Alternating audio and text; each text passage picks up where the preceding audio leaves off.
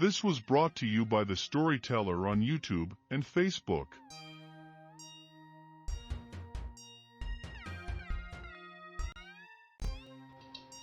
The Lurking Fear by H.P. Lovecraft. 4. The Horror in the Eyes.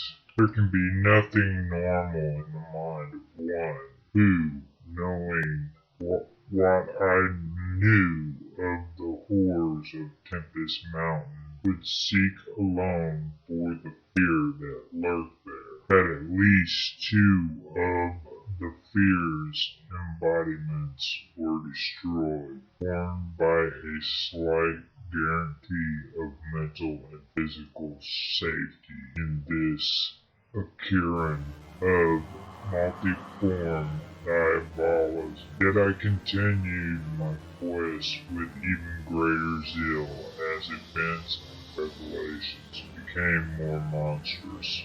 When, 2 days after my frightful crawl through that crypt of the eyes and claw, I learned that a thing had malignly hovered 20 miles away at the same instant the eyes were glaring at me. I experienced virtual convulsions of fright. But that fright was so mixed with wonder and alluring grotesqueness that it was almost a pleasant sensation. Sometimes, in the throes of a nightmare, when unseen powers whirl one over the roofs of strange dead cities toward the grinning chasm of mist, it is a relief and even a delight to shriek wildly and throw oneself voluntarily along with the hideous vortex of dream doom into whatever bottomless gulf may yawn.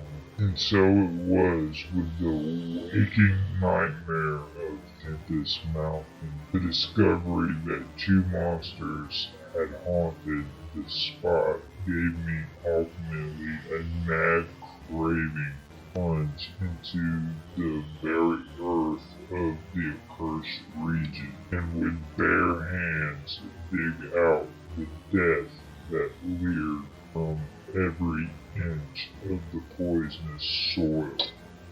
As soon as possible, I visited the grave of Jan Martins and dug vainly where I had dug before. Some extensive cave-in had obliterated all trace of the underground passage, while the rain had washed so much earth back into the excavation that I could not tell how deeply I had dug that other day.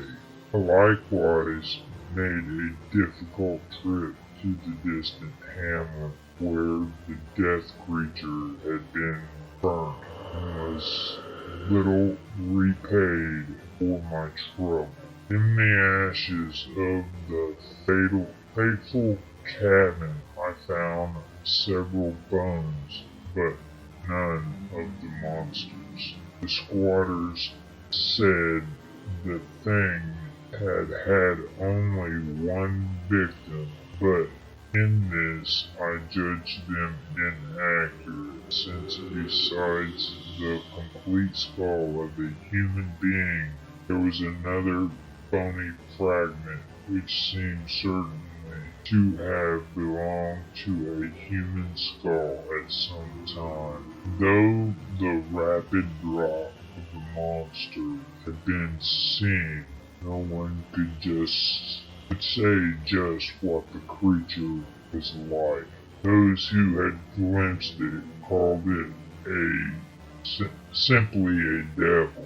Examining the great tree where it had looked, I could discern no distinctive marks. I tried to find some trail into the black forest, but of this occasion could not stand the sight of those morbidly large holes, or of those vast serpent-like roots which twisted so malevolently before they sank into the earth. My next step was to re-examine with microscopic care the deserted hamlet where death had come most abundantly, and where Arthur Monroe had seen something he never lived to describe. Though my vain previous searches had been exceedingly minute, I now had new data to test, for my horrible grave crawl convinced me that at least one of the phases of the monstrosity had been an underground creature. This time, on the 14th of November, my quest concerned itself mostly with the slopes of Cone Mountain and Maple Hill, where they overlooked the unfortunate hamlet, and I gave particular attention to the loose earth of the landslide region on the latter eminence. The afternoon of my search brought nothing to light, and dusk came as I stood on Maple Hill looking down at the hamlet across the valley to Tempest Mountain. There had been a gorgeous sunset, and now the moon came up nearly full and shedding a silver flood over the plain. The distant mountainside and the curious low mounds that rose here and there. It was a peaceful Arcadian scene, but knowing what it hid, I hated. I hated the mocking moon, the hypocritical plain, the festering mountain, and those sinister mounds. Everything seemed to be tainted with a loathsome contagion and inspired by a noxious alliance with distorted hidden powers. Presently, as I gazed abstractedly at the moonlight panorama, my eye became attracted to something singular in the nature of arrangement of a certain topographical element. Without having an exact knowledge of geology, I had from the first been interested in the odd mounds and hammocks of the region. I had noticed that they were pretty widely distributed around Tempest Mountain, though less numerous on the plain than near the hilltop itself, where prehistoric glaciation had doubtless found feebler opposition to its striking and fantastic caprices. Now, in the light of that low moon which cast long, weird shadows, it struck me forcibly that the various points and lines of the mound system had a peculiar relation to the summit of Tempest Mountain. That summit was undeniably a center from which the lines or rows of points radiated indefinitely and irregularly, as if the unwholesome Marten's mansion had thrown visible tentacles of terror. The idea of such tentacles gave me an unexplained thrill, and I stopped to analyze my reason for believing these mounds glacial phenomena. The more I analyzed, the less I believed, and against my newly opened mind, there began to be grotesque and horrible analogies based on superficial aspects and upon my experience beneath the earth. Before I knew it, I was uttering frenzied and disjointed words to myself. My God, molehills, the damned place must be honeycombed. How many? That night at the mansion, they took Bennett and Toby first, on each side of us. Then I was digging frantically into the mound which had stretched nearest me, digging desperately, shiveringly, but almost jubilantly, digging, and at least shrieking aloud with some unplaced emotion as I came upon a tunnel or burrow just like the one through which I had crawled on the other demonic night. After that, I recall running spade in hand, a hideous run across moonlit mound-marked meadows and through diseased, precipitous abysses of haunted hillside forest, leaping, screaming, panting, bounding towards the terrible Martin's mansion.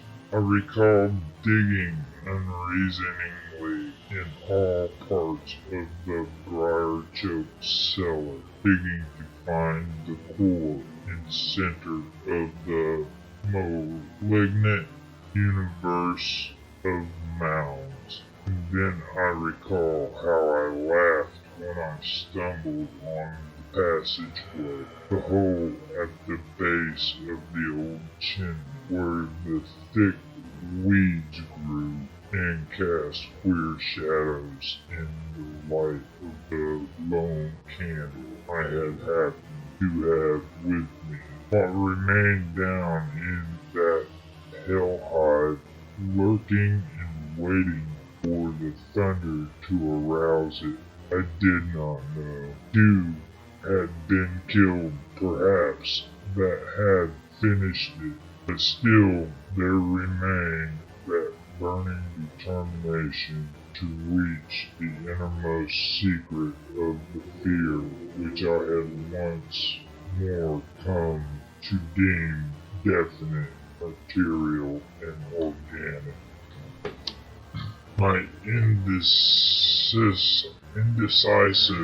speculation whether to explore the passage alone and immediately with my pocket light, or to try to assemble a band of squatters for the quest, was interrupted after a time by a sudden rush of wind from outside, which blew out the candle and left me in stark blackness. The moon no longer shone through the chinks in apertures above me, and with a sense of fateful alarm, I heard the sinister and significant rumble of approaching thunder. The confusion of associated ideas possessed my brain, leading me to grope back towards the farthest corner of the cellar. My eyes, however, never turned away from the horrible opening at the base of the chimney. I began to get glimpses of the crumbling bricks and unhealthy weeds as faint glows of lightning penetrated the woods outside and illuminated the chinks in the upper wall. Every second I was consumed with a mixture of fear and curiosity. What would the storm call for? Or was there anything left for it to call? Guided by a lightning flash, I settled myself down behind a dense clump of vegetation through which I could see the opening without being seen. If heaven is merciful, it will someday efface from my consciousness the sight that I saw and let me live my last years in peace. I cannot sleep at night now and have to take opiates when it thunders. The thing came abruptly and unannounced. A demon, rat-like, scurrying from pits remote and unimaginable. A hellish panting and stifled grunting, and then from that opening beneath the chimney it bursted. Multitudinous and leprous life.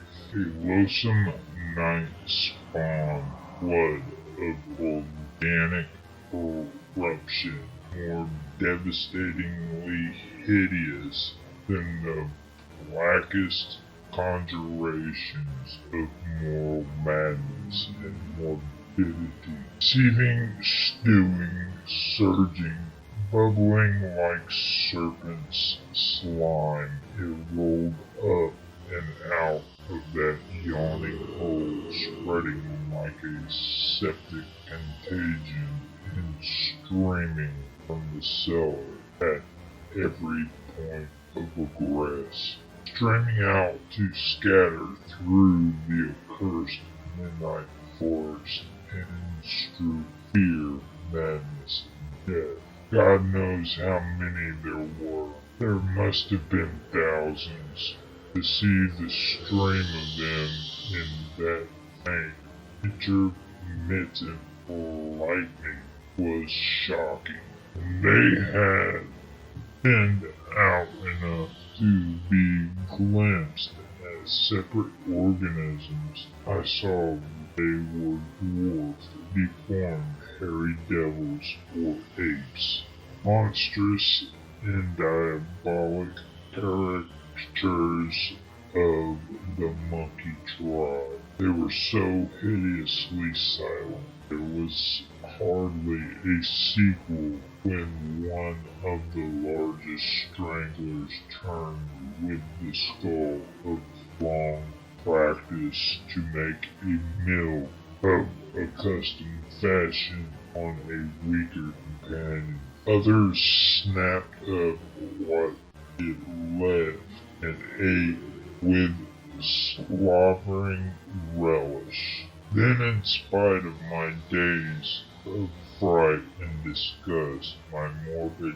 curiosity triumphed, and as the last of the monstrosities oozed up alone from that netherworld of unknown nightmare, I drew my automatic pistol and shot it under cover of the thunder, shrieking, slithering, torrential shadows of red vicious madness chasing one another through endless, insanguined corridors of the purple, bulgurous sky, formless phantasms, and kaleidoscopic mutations of a ghoulish, remembered scene, forest of monstrous, overnourished oaks, with serpent roots twisted and sucking unnameable juices from an earth verminous with millions of cannibal devils, mound-like tentacles groping from the underground nuclei of polypus perversion, insane lightning over malignant ivied walls, and demon arcades choked with fungus vegetation. Heaven is thanked for the instinct which led me unconscious to places where men dwell, to the peaceful village that slept under the calm stars of clear skies. I had recovered enough in a week to send to Albany for a gang of men to blow up the Martins mansion and the entire top of Tempest Mountain with dynamite. Stop up all the discoverable mound burrows and destroy certain overnourished trees whose very existence seemed an insult to sanity. I could sleep a little after they had done this, but true rest will never come as long as I remember that nameless secret of the lurking fear. The thing will haunt me, for who can say the extermination is complete and that analogous phenomena do not exist all over the world? Who can, with my knowledge, think of the Earth's unknown caverns without a nightmare dread of future possibilities? I cannot see a well or a subway entrance without shuddering. Why cannot the doctors give me something to make me sleep, or truly calm my brain when it thunders? What I saw in the glow of my flashlight after I shot the unspeakable straggling object was so simple that almost a minute elapsed before I understood and went delirious. The object was nauseous, a filthy, whitish gorilla thing with sharp yellow fangs and matted fur. It was the ultimate product of mammalian degeneration, the frightful outcome of isolated spawning, multiplication, and cannonball nutrition above and below the ground, the embodiment of all the snarling chaos and grinning fear that lurked behind life. It had looked at me as it died, and its eyes had the same odd quality that marked those other eyes which had stared at me underground and excited cloudy recollections. One eye was blue, the other brown. They were the dissimilar Martin's eyes of the old legends. I knew in one inundating cataclysm of voiceless horror what had become of the vanished family, the terrible and thunder-crazed house of Martins.